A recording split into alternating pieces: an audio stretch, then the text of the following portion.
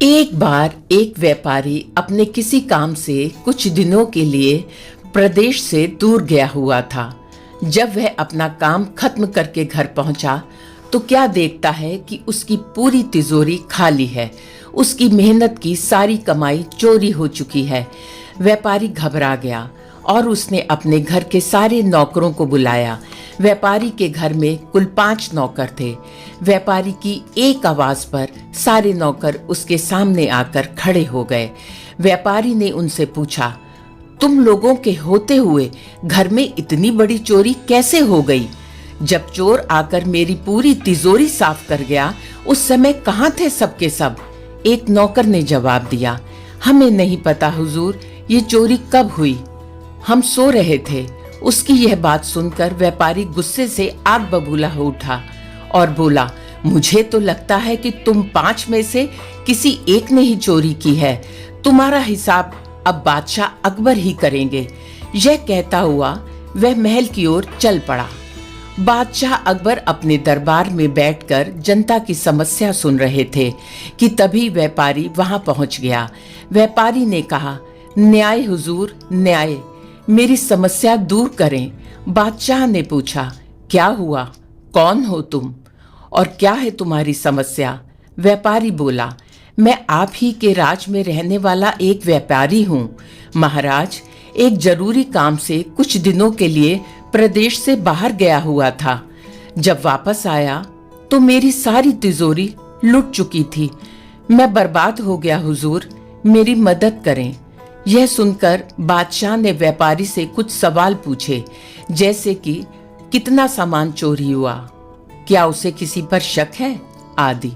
सवालों के जवाब मिलने के बाद अकबर ने व्यापारी का मामला बीरबल को सौंप दिया और कहा कि असली चोर को पकड़ने में बीरबल उसकी मदद करेंगे। अगले दिन बीरबल व्यापारी के घर पहुंचे। उन्होंने सभी नौकरों को बुलाया और उनसे पूछा कि चोरी की रात वो सभी कहाँ थे? सभी ने कहा कि वो व्यापारी के घर में ही रहते हैं। उस रात भी व्यापारी के घर में ही सो रहे थे।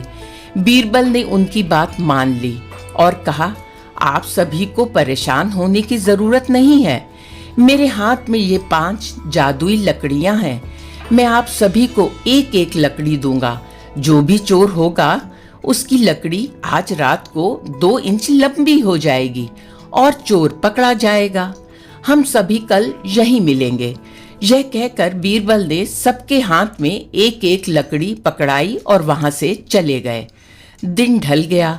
अगले दिन बीरबल फिर से व्यापारी के घर पहुंचे और उन्होंने सभी नौकरों को अपनी अपनी लकड़ी के साथ बुलाया। जब बीरबल ने सबकी लकड़ी देखी तो उन्होंने देखा कि एक नौकर की लकड़ी 2 इंच छोटी है। बस फिर क्या था? बीरबल ने तुरंत सिपाहियों को उस नौकर को पकड़ने का आदेश दिया। व्यापारी इस पूरी घटना को समझ ही ना पाया और असमंजस से बीरबल की तरफ देखने लगा। बीरबल ने व्यापारी को समझाया कि कोई लकड़ी जादुई नहीं थी, लेकिन चोर को इस बात का डर था कि उसकी लकड़ी 2 इंच बड़ी हो जाएगी और इस डर से उसने अपनी लकड़ी को पहले ही 2 इंच काट दिया और वह पकड़ा गया।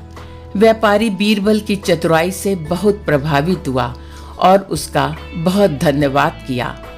साथियों, इस कहानी से यह शिक्षा मिलती है कि गलत काम चाहे जितना भी चतुराई से किया जाए, लेकिन वो सभी की नजरों में आ ही जाता है और उसका अंजाम हमेशा बुरा ही होता है। ये चैनल आपका अपना चैनल है।